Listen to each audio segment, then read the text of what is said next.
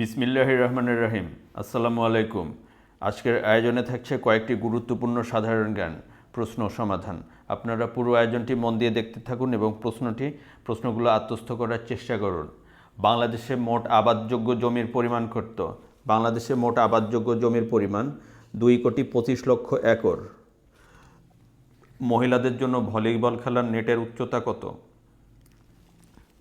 মহিলাদের জন্য ভলিবল খেলার নেটের উচ্চতা হচ্ছে 2.24 মিটার। বাংলাদেশের সাথে আন্তর্জাতিক সীমানা রয়েছে কয়টি দেশের? বাংলাদেশের সাথে আন্তর্জাতিক সীমানা রয়েছে 2টি দেশের, ভারত এবং মিয়ানমারের। বাংলাদেশের সমুদ্র এলাকার গ্যাস ক্ষেত্র কয়টি? বাংলাদেশের সমুদ্র এলাকায় গ্যাস ক্ষেত্র আছে 2টি,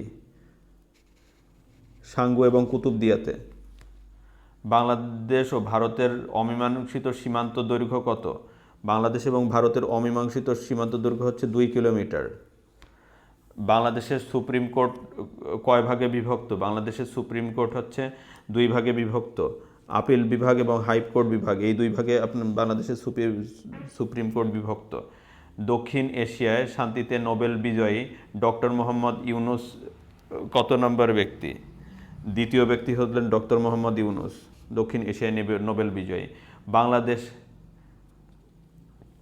বাংলাদেশ রাষ্ট্রায়ত্ত বীমা কোম্পানি কয়টি? বাংলাদেশ রাষ্ট্রায়ত্ত বীমা কোম্পানি হচ্ছে 2টি, জীবন বীমা কর্পোরেশন এবং সাধারণ বীমা কর্পোরেশন। বাংলাদেশের সীমান্তবর্তী কোন দুটি জেলার সাথে কয়টি জেলার সাথে ভারতের কোনো সীমান্ত সংযোগ নেই? বান্দরবন এবং কক্সবাজার জেলার সাথে 2টি, বান্দরবন এবং কক্সবাজার জেলার সাথে ভারতের কোনো সীমান্ত সংযোগ নেই। জরুরি অবস্থার বিধান সংবিধানের কোন সংশোধনীতে সন্নিবেশন করা হয়েছে?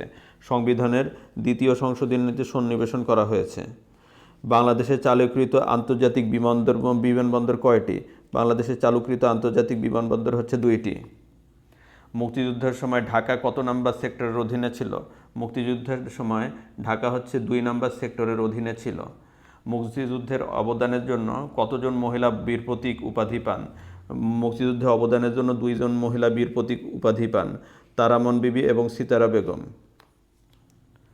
বীর প্রতীক সিতারা বেগম মুক্তিযুদ্ধে কত নং সেক্টরের অধীনে যুদ্ধ করেন? বীর প্রতীক সিতারা বেগম মুক্তিযুদ্ধে 2 নং সেক্টরের অধীনে যুদ্ধ করেন। জাতীয় নিরাপত্তা পরিষদের অস্থায়ী সদস্য নির্বাচিত হয় কত বছরের জন্য? নিরাপত্তা পরিষদের অস্থায়ী সদস্য নির্বাচিত হয় 2 বছরের জন্য। কখনো জাতীয় পতাকা অর্ধনমিত হয় না কোন দুটি দেশের? 2টি দেশের। কোন 2টি দেশের? ইরান এবং সৌদি আরবের জাতীয় পতাকা কখনো অর্ধনমিত হয় না। বাংলাদেশের জাতীয় পতাকা দিবস কবে? তো বাংলাদেশের জাতীয় পতাকা দিবস হচ্ছে 2রা মার্চ। 1 ইঞ্চি সমান 2.54 সেন্টিমিটার। গঠন অনুসারে শব্দ কত প্রকার? গঠন অনুসারে শব্দ হচ্ছে 2 প্রকার, মৌলিক শব্দ এবং সাধিত শব্দ। ধন্যবাদ ভিউয়ার্স, আজকের ভিডিওটি এ পর্যন্তই। আপনাদের যদি আমাদের ভিডিওগুলি ভালো লেগে থাকে তবে আমার চ্যানেলটি সাবস্ক্রাইব করুন এবং নতুন নতুন ভিডিওর আপডেট পেতে পাশে থাকা বেল আইকনটি প্রেস করুন। এই চ্যানেলে প্রতিদিনই কিছু না কিছু ভিডিও আপলোড হচ্ছে। আপনি যদি প্রতিদিনের ভিডিওগুলো দেখেন তাহলেও আপনার একটা ভালো প্রিপারেশন হয়ে যাবে। সবাই ভালো থাকবেন, পড়াশোনার মধ্যেই থাকবেন, অযথা সময় নষ্ট করবেন না। প্রত্যেকটা মুহূর্তই আপনার জন্য মূল্যবান, যেহেতু আপনি চাকরির প্রস্তুতি নিচ্ছেন। আল্লাহ হাফেজ।